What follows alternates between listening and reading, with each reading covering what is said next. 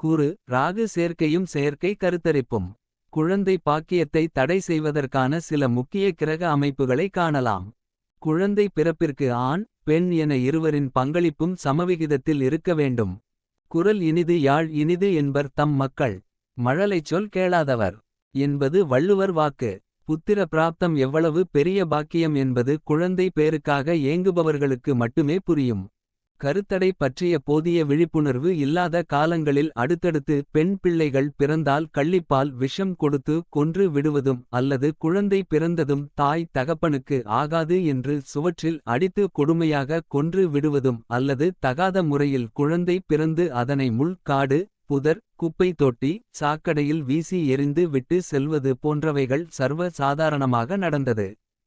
அதன் விளைவு தற்போது அவர்களின் சந்ததிகளுடைய ஜாதக அமைப்பில் புத்திர தோஷ அமைப்பை ஏற்படுத்தி பல ஆண்டுகளாக குழந்தையில்லாமல் ஏங்க வைத்து அழ வைத்து கொண்டு இருக்கிறது. ஜோதிட ரீதியாக ஒருவரின் புத்திர பாக்கியத்தை புத்திரக்காரகரான குருவும் 5ஆமிடமெனும் பூர்வ புண்ணிய ஸ்தானமும் 9ஆமிடமெனும் பாக்கியஸ்தானமுமே தீர்வு செய்கிறது. குழந்தை பாக்கியத்தை தடை செய்வதற்கான சில முக்கிய கிரக அமைப்புகளை காணலாம். ஜன்ம லக்னம் ராசி மற்றும் 5ஆம் இடத்தை சனி பார்ப்பது. 5ஆம் அதிபதி அல்லது 5 இல் நின்ற கிரகம் தனித்து புதன் வீட்டில் நின்று பாவகிரகங்களின் சம்பந்தம் பெறுவது. 7 இல் சனி 8 இல் செவ்வாய் 5 இல் கேது நிற்பது. 9 இல் சூரியன் செவ்வாய் இணைந்து சனி 11 இல் அமர புத்திர தோஷம் ஏற்படும். 1 5 8 12 இல் சனி செவ்வாய் இணைவு பெறுவது புத்திர தோஷம். 5ஆம் இடத்தில் சூரியன் இருந்து செவ்வாய் பார்த்தால் கருச்சிதைவு உண்டாகும். 5 9ஆம் அதிபதிகள் கேதுவுடன் சம்பந்தம் பெறுவது. ஆண் பெண்ணின் 5 9ஆம் அதிபதிகளுக்கு தொடர்பின்மை. குரு புதன் வீடான மிதுனம் கன்னியில் இருந்தால் தாமத புத்திர பாக்கியம். 5 8ஆம் அதிபதிகள் அல்லது 5 12ஆம் அதிபதிகள் பரிவர்த்தனை பெற்று குரு பலமில்லாமல் இருந்தால் புத்திர தோஷம் ஏற்படும். 9ஆம் அதிபதி 12 இல் 5ஆம் அதிபதி 6 இல் நின்று புத்திர தோஷம் ஏற்படும். 5ஆம் அதிபதி 6 8 12ஆம் அதிபதிகளுடன் சம்பந்தம் பெறுவது கருச்சிதைவை ஏற்படுத்தும். 5ஆம் இடத்தில் நீச்சம் பெற்ற கிரகம் இருக்கக்கூடாது. குரு மற்றும் 5ஆம் அதிபதிக்கு திதி சூன்ய பாதிப்பு பெறுதல் 5ஆம் பாவகத்தோடு சம்பந்தம் பெறும் செவ்வாய் ராகு கருக்கலைப்பை ஏற்படுத்தும். 5ஆம் அதிபதியும் குருவும் பலவீனமடைந்தால் புத்திர தடை. 5ஆம் இடத்தில் குரு இருந்தால் தாமதமாக குழந்தை பிறக்கும். குரு லக்ன பாதகாதிபதி சம்பந்தம் பெறுவது. குரு வக்ரம் அஸ்தங்கம் அடைதல்.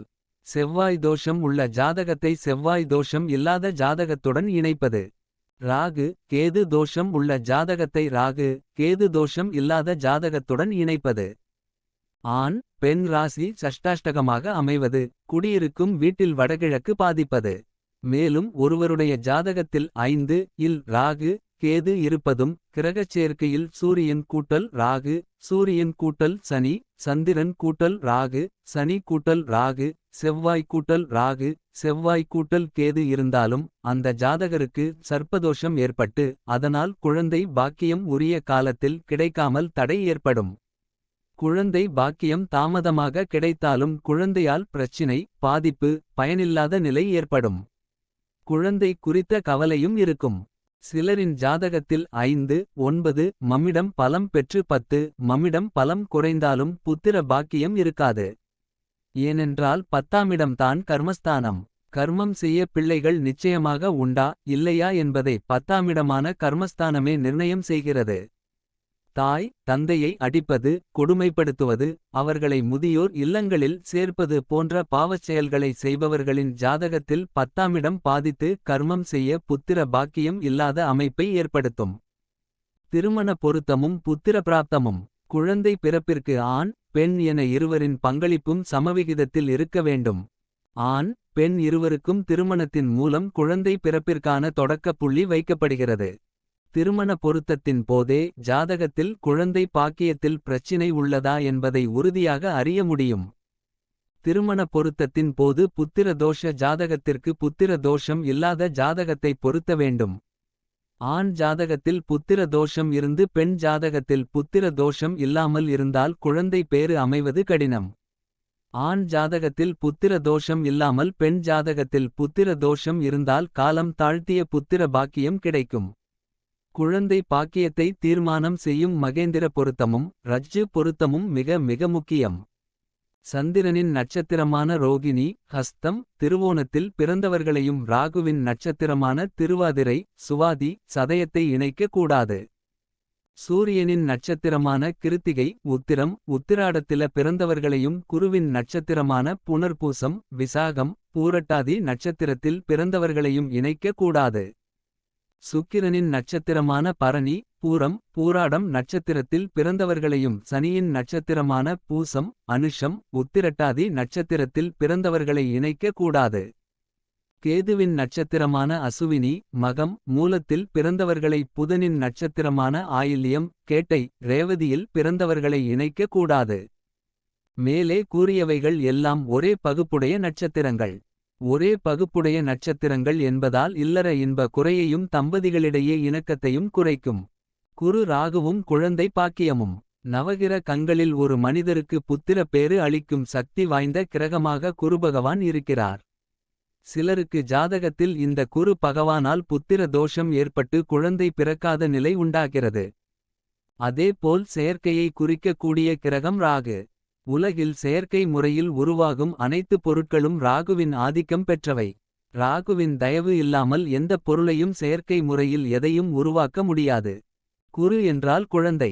ஒருவரின் சுய ஜாதகத்தில் ராகு கேதுவிற்கு நெருக்கமாக அல்லது ராகு கேது அச்சிற்கு வெளியே குரு நின்றால் திருமணத்தில் தடை அல்லது திருமணத்திற்கு பின் குழந்தையின்மையை தருகிறது. கோட்சாரத்தில் குரு ராகு சம்பந்தம் ஏற்படும் காலங்களில் செயற்கை கருத்தரிப்பு முறையில் அல்லது மருத்துவ உதவியுடன் அதிக குழந்தைகள் பிறக்கும். திருமணத்திற்கு பின் குழந்தை இல்லாத காரணத்தால் ஏற்படும் பிரிவினைகளுக்கு குரு ராகு முக்கிய காரணமாகிறது. குழந்தை நல்ல நிலையில் உருவாக காரணமாக குரு இருப்பதால் குழந்தை பிறக்காமல் இருத்தல் அல்லது பிறந்த குழந்தையை வளர்க்க முடியாமை கால தாமத புத்திர பாக்கியம் குழந்தை பாக்கியமின்மை குழந்தைகளால் விரயம் பொருளாதார இழப்பு குழந்தைகளால் மனவேதனைப்படும் நிகழ்வுகள் மிகுதியாகும். சிலருக்கு செயற்கை கருத்தரிப்பு முறையில் வாரிசு உருவாகும். சிலருக்கு அடிக்கடி கரு உருவாகி கலையும். சென்ற ஜென்மத்தில் கருக்கலைப்பு பண ஏமாற்றம் மற்றும் குரு துரோகம் பசுவதை செய்தவர்களுக்கு இது போன்ற வினைப்பதிவு இருக்கும்.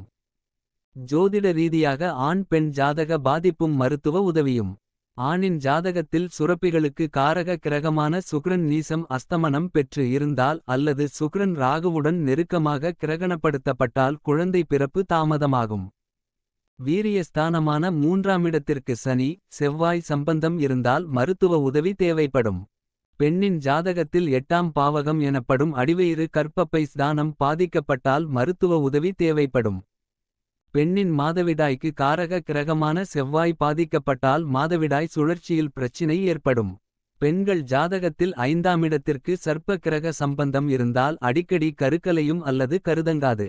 அடிவயிறு மற்றும் கர்ப்பப்பை ஸ்தானத்தை குறிக்கும் 8, 9ஆம் பாவகத்திற்கு சனி செவ்வாயின் தொடர்பு ஏற்பட்டால் பிசிஓடி எனப்படும் நீர்க்கட்டி தைராய்டு பிரச்சினை கண்டிப்பாக இருக்கும்.